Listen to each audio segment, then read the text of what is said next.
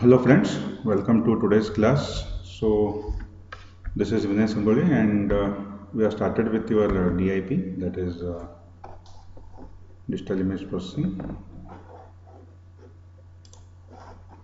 Yeah.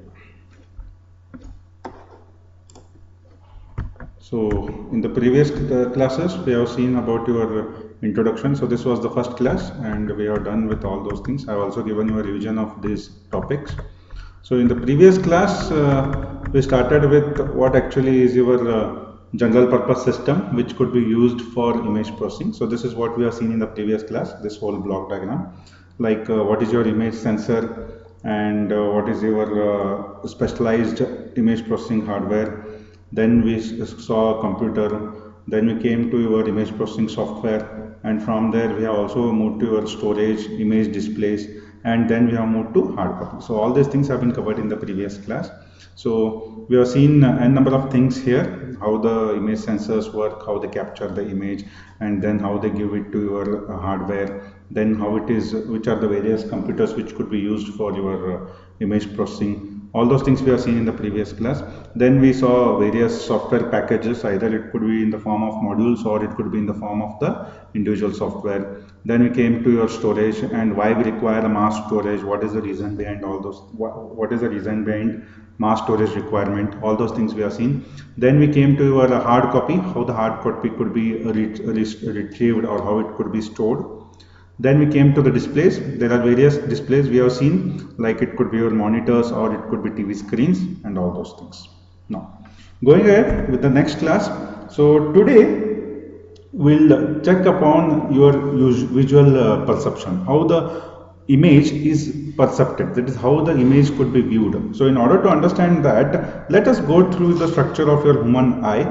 Maybe I will not go in much detail in this human eye, that is maybe I will just give you a small glimpse. I'll give you how the human eye could be, or how the structure of the human eye is there. Okay, so why this human eye is required? Because most of our cameras, what we see in today's day, are basically taking the fundamentals of the human eye. That is, they try to copy your human eye and they are going ahead. So that's why it's very important to understand how this human eye works.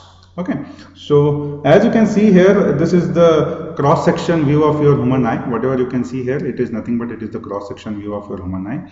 And here the human eye diameter is approximately somewhere around 20 mm, whatever the diagram you are seeing here. So its diameter in actual is somewhere around 20 mm, and it has three main membranes. One is cornea, whatever the outer surface you can see here, this one. So this is your cornea.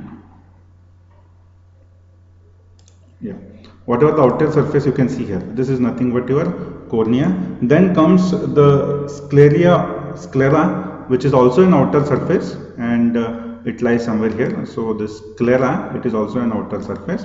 Then you have choroid and the retina. So choroid and retina would be here, somewhere here. So this is your retina, and this thing which I have already marked during sclera, this is your choroid. So these are nothing but the inner surfaces. So remember friends, there are two outer surfaces. This cornea is an outer surface, sclera is also an outer surface, choroid and retina are the inner surfaces.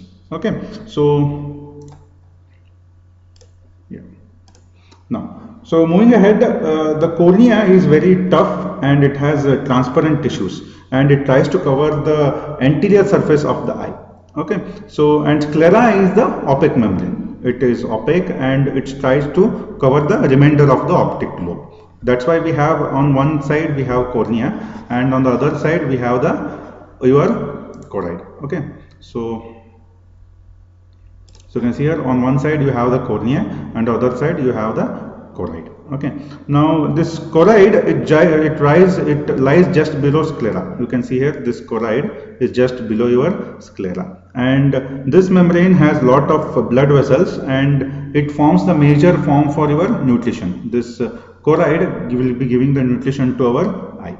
Now, going ahead, when we speak of your very important thing here is retina. I hope you might have already heard of this retina. Retina forms a very important major part, so that retina gives us most of the visual aspects. Okay, so and in the anterior extreme, you can see that choroid is divided into two parts. One is ciliary body, and another one is your iris. So both of them are visible here. One is ciliary fibers, and another one is your iris. So based on these two things, our visual is depending.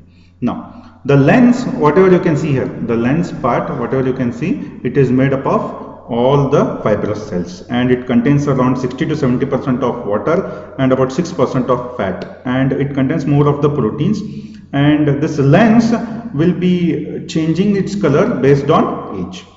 Okay, so coming to the most important part, which is nothing but your retina. So this here you can see, this is your retina, and it lines the inside of the wall. It is inside, and whenever the eye is properly focused, then the light will be from the object will be falling on this retina, and then the image is recorded. And the pattern vision is also depending on this retina. Apart from this retina, you also have cones and rods, which we'll be seeing here. You have cones and rods, and these cones and rods are the another major part of your human eye. These are somewhere around 6 to 7 million, and they are located near fovea. Okay, so this cones and eyes are present here near fovea, here in this region, and they are the ones which would be trying you to tell the color of the image or the color of the object.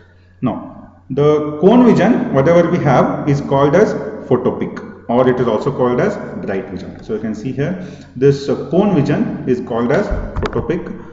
So here is your cone vision. So if the cone vision is not there, as we are pointing through this red line, then we can see there is no vision. The red light, whatever the dots I am trying to tell you, these are nothing but the rods. So if the rods are not there, then you get a blind spot. You can see here 0. Okay, so at 0 degree you have some rods, and if these rods are not present, you can see here it gives you a blind spot. Okay, so coming to your rods are much larger when you compare to your cones. So cones are somewhere around, as I told you, around 6 to 7 million, but rods are somewhere around 75 to 150 million, and they are distributed over the entire retinal surface. Whatever the retina you can see here, on this entire region, you will be finding your rods. So rods are in general used to give you the overall picture of the view. Whatever the overall picture, if you want to see, you require your rods, which are there on the retina. So therefore, I was telling in the beginning of the class that retina is very much important. One more very important thing here is they are not concerned with your color vision. They are only concerned with the illumination. How dark the object can be seen, that is how bright the object can be seen, will be depending on your rods. Like say for example, I am seeing a tree in front of me. Say there is a tree, and in the daylight you can say that the tree is appearing more bright, and in the moonlight the tree will not be that much bright. This detection is done with the help of your rods. Okay, so next very important thing here is, so whatever this whole region you can see in blue, this is the overall picture detail. So this overall picture detail is called as scotopic. So whatever you can see here, this is called as scotopic. And the next very important thing you have is the blind spot. How this blind spot is produced. So this blind spot is produced basically because we cannot see something in the region. So whatever you can see here, the black arrow. So these are our blind spots of the eye. These are our blind spot of the eye. Like when you say a single eye would see only up to angle of 180 degrees. That's why you can see here, apart from 180 degrees, what you have the blind spot. So that blind spot is given by this black line. So this black line is corresponding to this blind spot. Okay, so I hope I am clear. Just from this discussion, you just remember that the structure of the eye, at the outer surface you have cornea and sclera. At the inner surface you have choroid and your retina. Okay, so the main visual perception is based with the help of the retina and the rods, and the color perception is done with the help of the cones. That's what you remember. And if you go back, Yeah, if you go back, this is my whole vision perception, which would be giving me, that is whatever I have drawn in blue line, that would be giving me the vision perception. And this spot, or this wherein when you have the highest sensitivity, that is called as photopic. And you also have a blind spot. The blind spot is again due to the structure of the eye itself, and here you can find the blind spot. Okay, now going ahead, so this is how we can represent the eye. That is, say for example, this is my retina, whatever you can see here, this is our retina, like 1 second friends.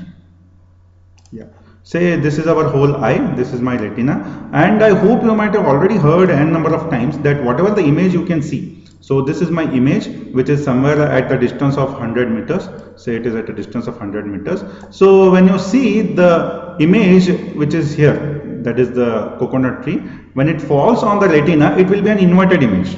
So you can say these two triangles, whatever are forming here, they are inverse to one another, right? So the inverted image will then be visible to us as a proper image. Now, whenever we have one theory, that is, whenever a ray passes through the center C of the lens, so this is my center C, this is my center C, this is my whole lens, and this dotted line, whatever you can see here, this dotted line, it gives you the center C of the lens. So whenever a light passes through the center C of the lens, then the visibility will be available. Then we say that it is the visibility is proper. Now, to give you an example why we are discussing all these things, like say for example, you have a camera, right, and you want to focus some things which are there at a distance. Then what do you do? What is the usual procedure we have? We try to focus the lens of the camera, that is, we try to adjust the lens of the camera so that you can focus on that particular object. Similarly, when it comes to human eye, we cannot focus the lens of our eye, but what we'll be doing is the distance between the lens and the lesion, it will be fixed always, but we can adjust the focal length. And how it could be done? This could be done with the help of the fibers which are present in our eye. So I hope I am clear. What we'll be doing, we try to achieve the focus by varying the shape of the lens. Whatever the lens you can see here in the previous diagram, this one, this thing, whatever the lens you can see here, we'll try to adjust the shape of the lens. Like say for example, right now the shape is a larger shape. Now say for example, I want to focus. Usually we try to make our eyes small when we want to focus. Okay, so in that case the lens's shape is changed. So how you change the lens shape? With the help of the fibers which are present, and the name of that fiber is called as ciliary body. Okay, so and how do you change the shape of the lens? It is nothing but you try to flatten it or you try to thicken it. That is what we'll be doing. Okay, so this is all about how your eyes would be seeing the whole image. Okay, now going to next very important thing. 1 second.